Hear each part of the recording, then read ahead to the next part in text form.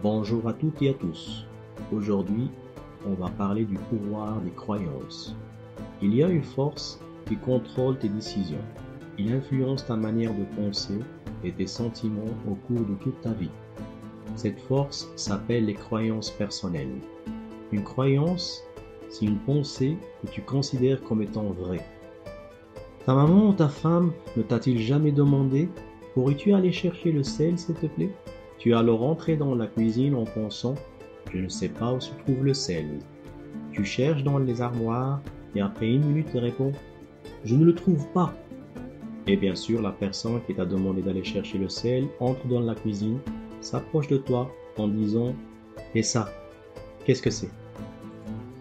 Comment se fait-il que tu ne l'aies pas vu ?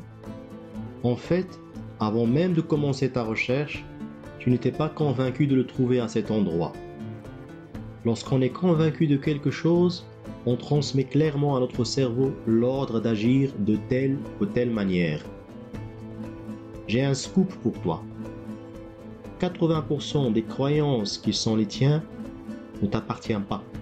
Elles ont été transmises par les parents, la société, la culture et les médias. Et oui, les médias qui vont créer des idées de masse, et cette masse va transmettre un système de croyances. N'est-il pas vrai que tu as vécu suffisamment d'expériences ou que tu as connu assez de gens qui ont subi des injustices pour te persuader aisément que les gens sont pourris et qu'ils n'hésitent pas à profiter de toi à la moindre occasion? D'autre part, n'est-il pas également vrai aussi que tu as vécu certaines expériences agréables pour conclure au contraire que les gens sont foncièrement bons et qu'ils voudront nous aider si on s'intéresse vraiment à eux et qu'on les traite avec égard? La question principale à se poser est la suivante. Laquelle de ces croyances est vraie?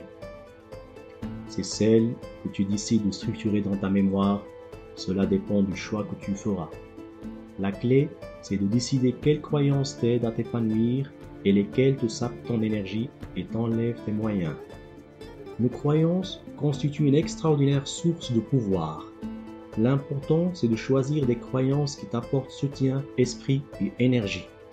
Ton système de croyances va te permettre d'obtenir ou de ne pas obtenir ce que tu veux dans la vie.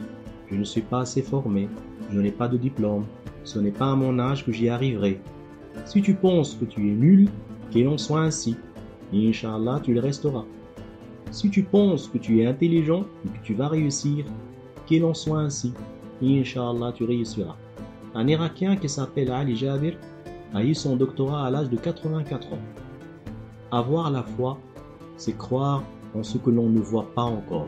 Cette foi est récompensée lorsqu'on voit enfin ce en quoi on croyait. Saint Augustin. Quelles sont les 3 croyances dont tu as besoin dans l'immédiat? As-tu besoin de croire que tu as suffisamment confiance en toi pour passer un entretien dans le but de décrocher un nouveau job, ou de croire que tu as la force de caractère nécessaire pour mettre fin à une relation nocive qui t'empoisonne la vie? Si tu veux, tu peux m'écrire en commentaire au moins une croyance que tu dois adopter maintenant. Au plaisir de te lire et à la prochaine vidéo. N'hésite pas à liker, à partager et à t'abonner à ma chaîne si ce n'est déjà fait. À bientôt.